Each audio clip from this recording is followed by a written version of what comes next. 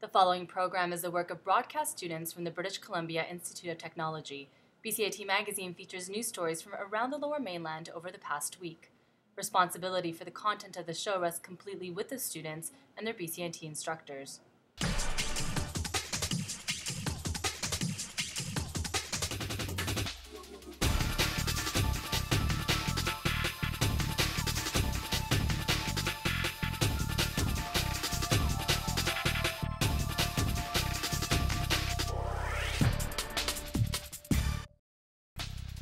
Coming up on BCIT Magazine, Ignatieff announces new funding for students.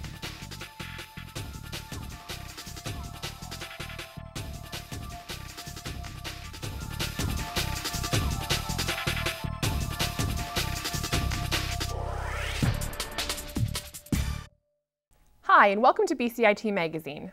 I'm Keanan Kipp. And I'm Jonathan Horst. With the pending federal election, the political parties have been out in full force this week. Liberal leader Ignatieff kicked off his visit to Vancouver with some good news for students. At a panel discussion at Langara College on Tuesday, Ignatieff answered questions about a new Learning Passport initiative to help students with the cost of education. $4,000 for every student seeking college and post-secondary education goes into a registered educational savings program, and they can use it to defray the cost of education. And the point here is to say as loudly as we can that this country can only be successful in the 21st century if we make serious, sustained commitments to education for every one of our citizens. Following the announcement, Ignatieff signed copies of his book and shook hands.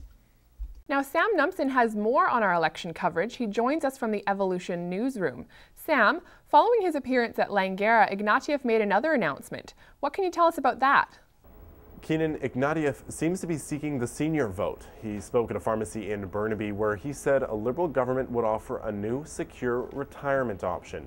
It would allow Canadians to top up their CPP in a tax-deductible way, but contributions would be capped just as they are with the RRSP. He also said they'd increase the guaranteed income supplement by $700 million. The GIS increase would apply to all 1.6 million recipients, with the poorest receiving an extra $650 a year. Ignatieff also stressed the fact that Canada's seniors should not be facing poverty in retirement. Keanan? So, Sam, what about timing? Did it play a role in this announcement? Well, Keanan, not on the surface, although this announcement does come shortly after the Liberals released a new ad in which Ignatieff addresses some of the criticisms against him, specifically claims he's just visiting Canada from the US after a 30-year absence, returning only to claim the top spot in the party. So this could be an opportunity to generate some positive light for the party, and it seems Ignatieff may have the chance to talk to Stephen Harper face-to-face. The Prime Minister suggested having only himself and Mr. Ignatieff participate in the televised debates. Harper saying the real choice is between a Conservative government and an Ignatieff-led government with the support of the other parties, to which Ignatieff replied basically, "Bring it on." Back to you in the studio. If the television broadcasters get their way, there'll be no election debate sequel for Green Party leader Elizabeth May. The broadcast consortium that hosts the televised debates has decided May is not welcome to participate this time.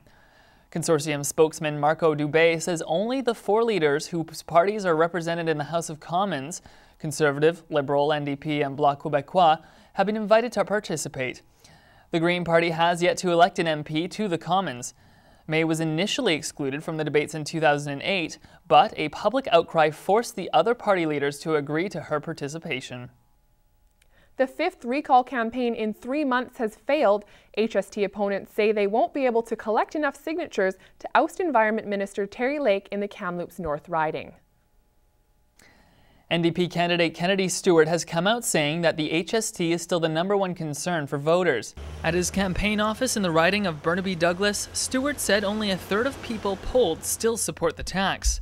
And I kind of ask people when I'm out there on the doorsteps or, within it's businesses or whatever, what's on your mind? They go, HST.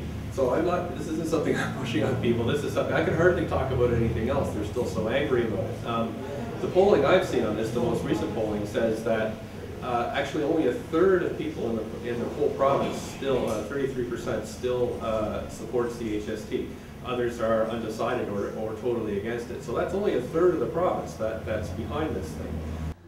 Kennedy also says the NDP was the only party to listen to the voters and oppose the tax. Former Tory MP John Cummins has announced his candidacy for the party leadership. And for his first order of business, he also set his sights on the HST. At a press conference on Tuesday, Cummins said if the province votes to keep the harmonized sales tax, then the provincial sales tax must be lowered. The amount of provincial sales tax that's collected in that HST, that 7% that's designated provincial, should be reduced by at least 2%. That may not happen immediately. We would have to look at the books, but that would certainly be our objective. Because as it is introduced now, it's simply an effort by the current government to balance the books. They got $1.6 billion from the feds to introduce the tax, and they're keeping it at that same level, even though the reach has expanded. Nothing more than a tax grab, and we think that that's unhelpful to grow the economy in this province. Cummins also said that the voting population has become disenchanted with the BC Liberal government and their policies. Coming up after the break, we take a look at the Still Creek crow problem. And I go to the Vancouver International Auto Show.